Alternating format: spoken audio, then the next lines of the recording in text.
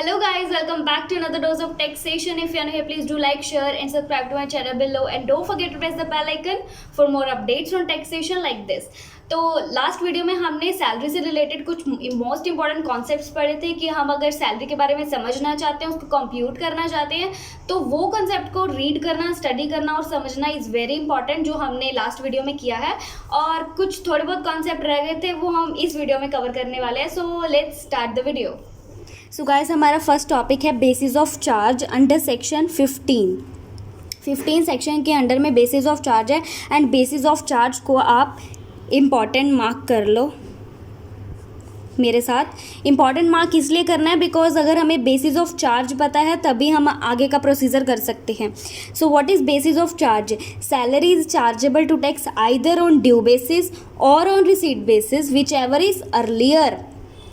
Salary या तो due होगी या रिसीट बेसिस पे चार्ज होगी, विच एवर इज अर्लियर, जो पहले होगा। सपोज फाइनेंशियल ईयर हमारा 1 अप्रैल से 31 मार्च तक का है, तो हमारी सैलरी जो मार्च मंथ की होती है वो हमें अप्रैल में रिसीव होगी, right, that is receipt basis. But उसके पहले मार्च में हमारी ड्यू हो चुकी है, तो वो किस बेसिस पे चार्ज होगा? उस पर टैक्स ड्यू बेसिस पे। सो विच एवर इज़ अर्लियर, वो किस पे चार्ज होगी?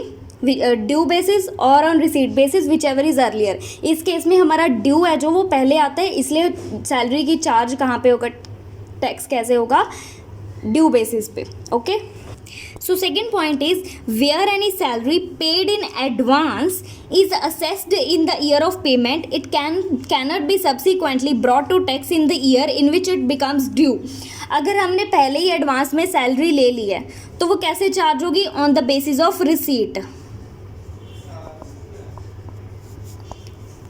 रिसीट बेसिस पे वो टैक्सेबल हो जाएगी, बट जब हमारी ड्यू होगी उस पर हम इसको टैक्स नहीं लगाएंगे बिकॉज ऑलरेडी वो रिसीट बेसिस पे चार्ज हो चुके हैं। And which ever is earlier, receive हमने पहले कर लिया, एडवांस में ले लिया, तो वो टैक्स उस पर एडवांस में लगेगा। अगर सपोज हमने अप्रैल मंथ की सैलरी हमने मार्च में ही ले ली, समझ रहे हो, तो वो टैक्सेबल किस मंथ में हो जाएगी? अप्रैल मंथ में ही हो जाएगी, सॉरी मार्च के मंथ में हो जाएगी। So the third point is if the salary paid in arrears has already been assessed on due basis the same cannot be taxed again when it is paid. Arrears क्या होते हैं? जो बकाया रह जाता है, जो हमें सैलरी पे नहीं करी है, तो उस पर भी टैक्स किस बेसिस पे लग गया? ड्यू बेसिस पे। पहले ही उस पर टैक्स लगा हो गया। जब हम पे करेंगे या बंदा रिसीव करेगा या पे कर रहे हैं हम, तो वो रिसीट बेसिस पे दोबारा से उस पर टैक्स नहीं लगा सकते हम। एक बार वो टैक्स हो चुकी है ड्यू बेसिस पे, दोबारा वो रिसीट बेसिस पे टैक्सेबल नहीं होगी।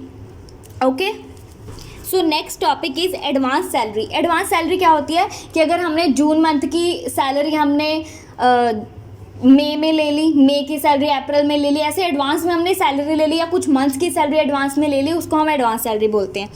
Advance salary is taxable when it is received. ये किस बेसिस पे टैक्स होती है? रिसीट बेसिस पे, हम पहले भी पढ़ चुके हैं। By the employ irrespective of the fact whether it is due or not. Obviously अगर हम एडवांस में ले रहे हैं, वो ड्यू तो नहीं हुई है, तो रिसीट बेसिस पे हम उसको टैक्स चार्ज करेंगे।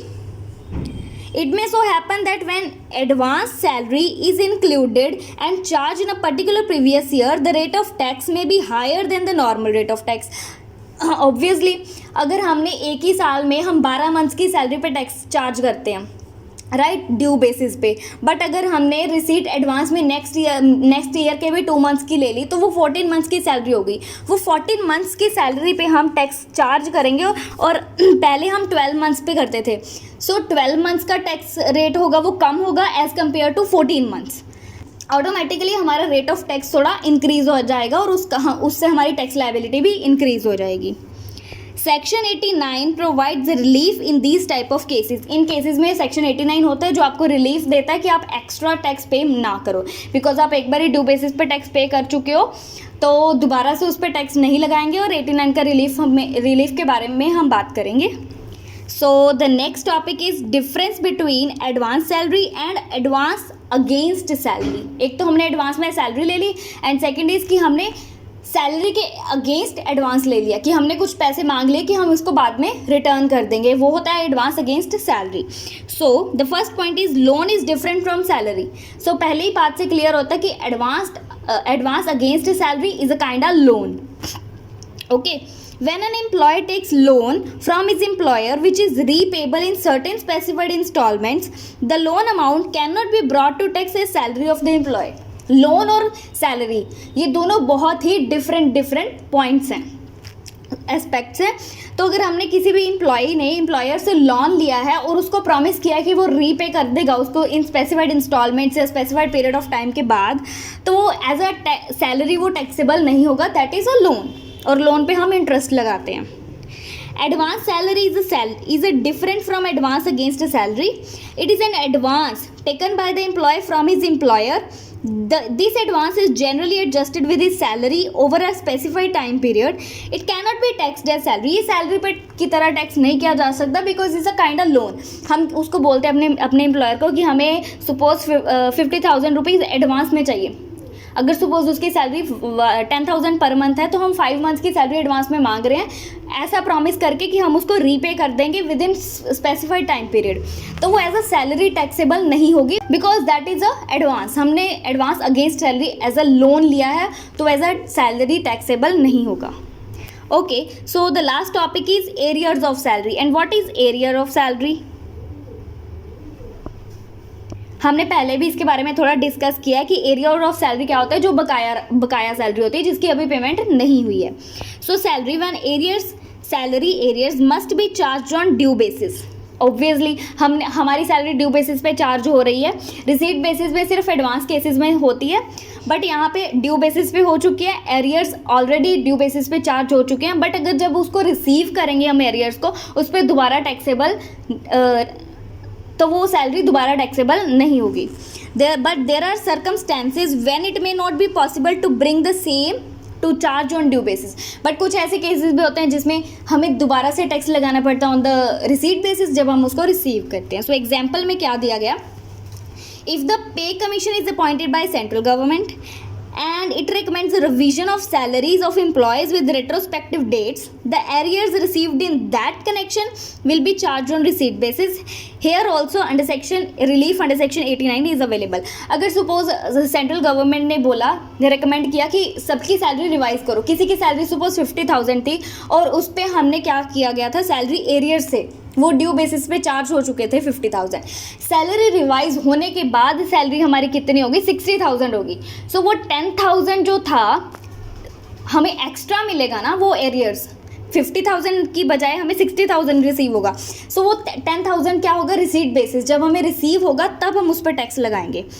ओके, और इस केसेस में भी हमें रिलीफ अंडर सेक्शन 89 अवेलेबल होता है. ओके, सो ये रेस्ट ऑफ द कुछ कॉन्सेप्ट थे जिनको भी अंडरस्टैंड करना इज़ वेरी इंपॉर्टेंट. आपको इन सारे कंसेप्ट को पढ़ लेना चाहिए. मैंने जो लास्ट वीडियो बनाई थी उसका लिंक मैं डिस्क्रिप्शन में आपको दे दूंगी, उसके बारे में भी आप अच्छे से स्टडी कर लेना. देन हम उसके बाद उसको सैलरी की कंपटीशन के टाइम में उसको यूज़ करेंगे. Okay, so guys I hope you like the video and in सारे कंसेप्ट को आप अच्छी तरह से रिवाइज कर लेना, इसकी पूरी रिवीजन कर लेना. लास्ट वीडियो थी उसके बारे में भी रिवीजन कर लेना. उसके बाद हम definitely in the next video हम अलाउंसेस के बारे में पढ़ने वाले हैं. उनको लर्न करना थोड़ा डिफिकल्ट होता है, बट मैं कुछ आसान से तरीके लेकर आऊँगी जिससे आप आसानी से अलाउंसेस को रीड कर सकते हो और उनको याद कर सकते हो, और उनकी अमाउंट्स वगैरह स्पेसिफाइड जो हैं, उनके नेम्स एंड ऑल, वो सब आप इजीली रिमाइंड कर सकते हो. सो hit the like button and do subscribe to my channel. I'll be back with my another video very soon. Till then, take care. Bye bye.